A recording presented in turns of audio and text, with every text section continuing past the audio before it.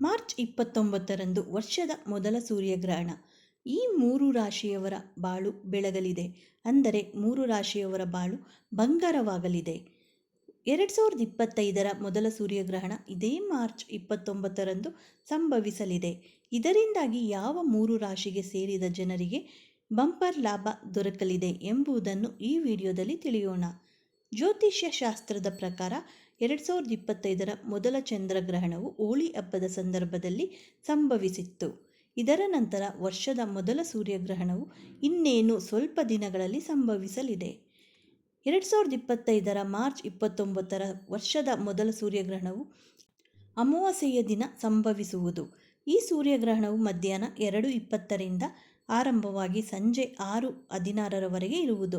ಚಂದ್ರಗ್ರಹಣದಂತೆಯೇ ಈ ಸೂರ್ಯಗ್ರಹಣವು ಭಾರತದಲ್ಲಿ ಕಾಣಿಸುವುದಿಲ್ಲ. ಆದರೆ ಇದರ ಪ್ರಭಾವವನ್ನು ಎಲ್ಲ ರಾಶಿಗಳಿಗೆ ಸೇರಿದ ಜನರ ಮೇಲೆ ನೋಡಬಹುದಾಗಿದೆ.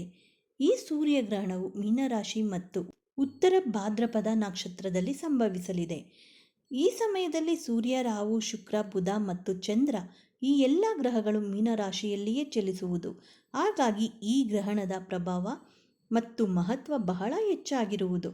ಹಾಗಾಗಿ ಜ್ಯೋತಿಷ್ಯದ ಪ್ರಕಾರ ವರ್ಷದ ಮೊದಲ ಸೂರ್ಯಗ್ರಹಣದಿಂದ ಕೆಲವು ರಾಶಿಗೆ ಸೇರಿದ ಜನರಿಗೆ ಅದೃಷ್ಟವೇ ಬದಲಾಗಲಿದೆ. ಈ ಲಕ್ಕಿ ರಾಶಿಗಳು, ಅದೃಷ್ಟದ ರಾಶಿಗಳು ಯಾವುವು ಎಂದು ಒಂದೊಂದಾಗಿ ಈ ವಿಡಿಯೋದಲ್ಲಿ ನೋಡೋಣ. ಮೊದಲನೆಯದಾಗಿ ಮೇಷರಾಶಿ. ಜ್ಯೋತಿಷ್ಯ ಶಾಸ್ತ್ರದ ಪ್ರಕಾರ ವರ್ಷದ ಮೊದಲ ಚಂದ್ರಗ್ರಹಣವು ಮೇಷರಾಶಿಗೆ ಸೇರಿದ ಜನರಿಗೆ ವಿಶೇಷವಾಗಿ ಲಾಭದಾಯಕವಾಗಿರುವುದು. ಈ ಅವಧಿಯಲ್ಲಿ ನೀವು ವೃತ್ತಿ ಜೀವನ ಮತ್ತು ಕೆಲಸಗಳಲ್ಲಿ ಶುಭ ಫಲಗಳನ್ನು ಪಡೆಯುವ ಸಂಭವ ಹೆಚ್ಚಾಗಲಿದೆ. ಆರ್ಥಿಕ ವಿಷಯಕ್ಕೆ ಸಂಬಂಧಿಸಿದಂತೆ ಮೇಷರಾಶಿಗೆ ಸೇರಿದ ಜನರು ಈ ಮೊದಲಿಗಿಂತ ಉತ್ತಮ ಫಲಿತಾಂಶಗಳನ್ನು ಈ ಸೂರ್ಯಗ್ರಹಣದ ಸಂದರ್ಭದಲ್ಲಿ ಪಡೆಯಬಹುದು. ಅವಿವಾಹಿತ ಮೇಷರಾಶಿಗೆ ಸೇರಿದ ಜನರಿಗೆ ವಿವಾಹಕ್ಕಾಗಿ ಉತ್ತಮ ಸಂಬಂಧಗಳು ಬರುವುದರಿಂದ ನಿಮಗೆ ವಿವಾಹ ಭಾಗ್ಯ ದೊರಕುವುದು. ಈ ರಾಶಿಗೆ ಸೇರಿದ ಜನರು ಸೂರ್ಯಗ್ರಹಣದ ಪ್ರಭಾವದಿಂದಾಗಿ ಶಿಕ್ಷಣಕ್ಕೆ ಸಂಬಂಧಿಸಿದ ಕ್ಷೇತ್ರದಲ್ಲಿ ಉತ್ತಮ ಯಶಸ್ಸನ್ನು ಗಳಿಸುವ ಸಂಭವ ಸಾಕಷ್ಟು ಹೆಚ್ಚಾಗಿರುವುದು. ಇನ್ನು ಎರಡನೆಯ ರಾಶಿ ಕಟಕ ರಾಶಿ. ಕಟಕ ರಾಶಿಗೆ ಸೇರಿದ ಜನರಿಗೆ ವರ್ಷದ ಮೊದಲ ಸೂರ್ಯಗ್ರಹಣವು ಸಾಕಷ್ಟು ಶುಭ ಫಲಿತಾಂಶಗಳನ್ನು ನೀಡಲಿದೆ. ಈ ಅವಧಿಯಲ್ಲಿ ನೀವು ಯಾವುದಾದರೂ ಹೊಸ ಸಂಪತ್ತನ್ನು ಖರೀದಿಸುವ ಯೋಗ ಕೂಡಿ ಬರುವುದು. ಕಟಕ ರಾಶಿಗೆ ಸೇರಿದ ಜನರ ಜೀವನದಲ್ಲಿ ಸುಖ ಶಾಂತಿಯು ಈ ಸಂದರ್ಭದಲ್ಲಿ ನೆಲೆಸಲಿದೆ. ವರ್ಷದ ಮೊದಲ ಸೂರ್ಯಗ್ರಹಣದ ಸಂದರ್ಭದಲ್ಲಿ ನಿಮ್ಮ ಅಪೂರ್ಣ ಕೆಲಸಗಳೆಲ್ಲ ಪೂರ್ಣಗೊಳ್ಳುವುದರೊಂದಿಗೆ ಯಶಸ್ಸು ಗಳಿಸುವ ಯೋಗ ಕೂಡ ದೊರಕುವುದು. ಕಟಕ ರಾಶಿಗೆ ಸೇರಿದ ಜನರು ಈ ಮೊದಲೇ ಯಾವುದಾದರೂ ಕ್ಷೇತ್ರದಲ್ಲಿ ಹೂಡಿಕೆಯನ್ನು ಮಾಡಿದ್ದರೆ ಈ ಸೂರ್ಯಗ್ರಹಣದ ಪ್ರಭಾವದಿಂದಾಗಿ ನಿಮಗೆ ಅತ್ಯಂತ ಹೆಚ್ಚಿನ ಲಾಭ ದೊರಕುವುದು. ಲಾಭದಾಯಕವಾದ ಯೋಗ ಕೂಡಿ ಬಂದಿದೆ. ಕಟಕ ರಾಶಿಯ ಜನರು ಈ ಮೊದಲೇ ನೀವು ಹೂಡಿಕೆಯನ್ನು ಮಾಡುವುದು ಒಳ್ಳೆಯದು.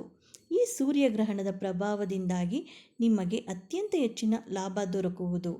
ಹಾಗೆ ಕೆಲಸವನ್ನು ಹುಡುಕುತ್ತಿರುವ ಈ ರಾಶಿ ಸೇರಿದ ಜನರು ಈ ಸಂದರ್ಭದಲ್ಲಿ ಅತ್ಯುತ್ತಮವಾದ ಅವಕಾಶ ಲಭಿಸುವ ಸಂಭವ ಹೆಚ್ಚಾಗಿರುವುದು. ವರ್ಷದ ಮೊದಲ ಸೂರ್ಯಗ್ರಹಣವು ಕಟಕ ರಾಶಿಯವರಿಗೆ ಶುಭವನ್ನುಂಟು ಮಾಡಲಿದೆ. ಈ ರಾಶಿಯ ಜನರಿಗೆ ಹಠಾತ್ ಆರ್ಥಿಕ ಲಾಭದ ಸಾಧ್ಯತೆಗಳಿವೆ. ವಿದೇಶಕ್ಕೆ ಹೋಗುವ ಕನಸು ನನಸಾಗಲಿದೆ. ನಿಮ್ಮ ಉಳಿತಾಯ ಹೆಚ್ಚಾಗಲಿದೆ. ಆಸ್ತಿ ಖರೀದಿಗೆ ಅವಕಾಶಗಳು ಸಿಗಲಿವೆ. ಕುಟುಂಬದಲ್ಲಿ ಶಾಂತಿ ಮತ್ತು ಸಂತೋಷ ಇರುವುದು. ಇನ್ನು ಕೊನೆಯ ರಾಶಿ ಮಕರ ರಾಶಿ. ಮಕರ ರಾಶಿಗೆ ಸೇರಿದ ಜನರು ಈ ಸೂರ್ಯಗ್ರಹಣದ ಸಂದರ್ಭದಲ್ಲಿ ತಮ್ಮ ಕೆಲಸದ ಸ್ಥಳದಲ್ಲಿ ಉನ್ನತ ಅಧಿಕಾರಿಗಳೊಂದಿಗೆ ಉತ್ತಮ ಸಂಬಂಧವನ್ನು ಹೊಂದಲು ಸಾಧ್ಯವಾಗುವುದು. ಇದರಿಂದಾಗಿ ನಿಮಗೆ ಸಾಕಷ್ಟು ಶುಭ ಫಲಗಳು ಪ್ರಾಪ್ತಿಯಾಗುವುದು. ವೈವಾಹಿಕ ಜೀವನಕ್ಕೆ ಸಂಬಂಧಿಸಿದಂತೆ ಮಕರ ರಾಶಿಗೆ ಸೇರಿದ ಜನರ ಸಂತೋಷವು ಸಾಕಷ್ಟು ವೃದ್ಧಿಯಾಗುವುದು. ಹಾಗೆ ಈ ಅವಧಿಯಲ್ಲಿ ಮಕರ ರಾಶಿಗೆ ಸೇರಿದ ಜನರು ಲಾಭಕ್ಕಾಗಿ ಉತ್ತಮ ಅವಕಾಶಗಳನ್ನು ಪಡೆಯುವ ಸಂಭವ ಹೆಚ್ಚಾಗುವುದು. ಇದರಿಂದಾಗಿ ನಿಮ್ಮ ಆರ್ಥಿಕ ಸ್ಥಿತಿ ಸಾಕಷ್ಟು ಬಲಗೊಳ್ಳುವ ಸಂಭವ ಇರುವುದು. ವರ್ಷದ ಮೊದಲ ಸೂರ್ಯಗ್ರಹಣ ಪ್ರಭಾವದಿಂದಾಗಿ ಮಕರ ರಾಶಿಗೆ ಸೇರಿದ ಜನರು ವೃತ್ತಿ ಜೀವನದಲ್ಲಿ ಅತ್ಯಂತ ಹೆಚ್ಚಿನ ಲಾಭವನ್ನು ಪಡೆಯುವ ಯೋಗವಿರುವುದು. ಹಾಗೆ ಈ ಸೂರ್ಯಗ್ರಹಣದ ಶುಭ ಪ್ರಭಾವದಿಂದಾಗಿ ಮಕರ ರಾಶಿಗೆ ಸೇರಿದ ಜನರ ಅಪೂರ್ಣ ಕೆಲಸಗಳೆಲ್ಲವೂ ಪೂರ್ಣಗೊಳ್ಳುವುದು. ಯಶಸ್ಸು ಲಭಿಸುವ ಸಂಭವ ಸಾಕಷ್ಟು ಅಧಿಕವಾಗಿರುವುದು. ಸೂರ್ಯಗ್ರಹಣವು ಮಕರ ರಾಶಿಯವರಿಗೆ ಉತ್ತಮ ದಿನಗಳನ್ನು ತರುತ್ತಿದೆ. ಇದು ಈ ರಾಶಿಯ ಜನರಿಗೆ ನ್ಯಾಯಾಲಯದ ವಿಷಯಗಳಲ್ಲಿ ಯಶಸ್ಸಿಗೆ ಕಾರಣವಾಗಬಹುದು. ಇನ್ನು ಈ ರಾಶಿಗೆ ಸೇರಿದ ಜನರು ಕೆಲಸದಲ್ಲಿ ಹಿರಿಯ ಅಧಿಕಾರಿಗಳೊಂದಿಗೆ ಸಮನ್ವಯದಲ್ಲಿ ಹೆಚ್ಚಳವಾಗಲಿದೆ. ಇದು ಬಡ್ತಿ ಮತ್ತು ವೇತನ ಹೆಚ್ಚಳಕ್ಕೆ ಕಾರಣವಾಗಬಹುದು. ಮಕರ ರಾಶಿಯ ವ್ಯಕ್ತಿಗಳು ಹಳೆಯ ಹೂಡಿಕೆಯಿಂದ ಲಾಭ ಪಡೆಯಬಹುದು. ಪಿತ್ರಾರ್ಜಿತ ಆಸ್ತಿಯನ್ನು ಪಡೆಯುವ ಸಾಧ್ಯತೆ ಹೆಚ್ಚು. ಜೊತೆಗೆ ವೈವಾಹಿಕ ಜೀವನದಲ್ಲಿ ಸಂತೋಷ ಹೆಚ್ಚಾಗುವುದು. ಈ 3 ರಾಶಿಗಳಾದ ಮೇಷ, ಕಟಕ ಮತ್ತು ಮಕರ ರಾಶಿಗೆ ಸೇರಿದ ಜನರಲ್ಲಿ ನಿಮ್ಮ ರಾಶಿಯು ಒಂದಾಗಿದ್ದರೆ ಈ ವರ್ಷದ ಯುಗಾದಿಗೂ ಮುನ್ನ ಸಂಭವಿಸುವ ವರ್ಷದ ಮೊದಲ ಸೂರ್ಯಗ್ರಹಣದಿಂದಾಗಿ ನಿಮ್ಮ ಅದೃಷ್ಟದ ದಿನಗಳು ಶುರುವಾಗಲಿದೆ.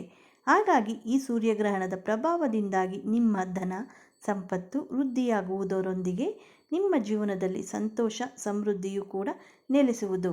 ಈ ಮಾಹಿತಿ ಏನಾದರೂ ನಿಮಗೆ ಉಪಯುಕ್ತವಾದರೆ ಲೈಕ್ ಮಾಡಿ, ಹಾಗೆ ಎಲ್ಲರಿಗೂ ಶೇರ್ ಮಾಡಿ. ಮತ್ತಷ್ಟು ವಿಡಿಯೋಗಳಿಗೆ ನಮ್ಮ ಚಾನಲನ್ನು ಸಬ್ಸ್ಕ್ರೈಬ್ ಮಾಡಿಕೊಳ್ಳಿ. ಮತ್ತೆ ಸಿಗೋಣ ಇನ್ನೊಂದು ವಿಡಿಯೋದೊಂದಿಗೆ. ಎಲ್ಲರಿಗೂ ಧನ್ಯವಾದಗಳು. Thank you for watching.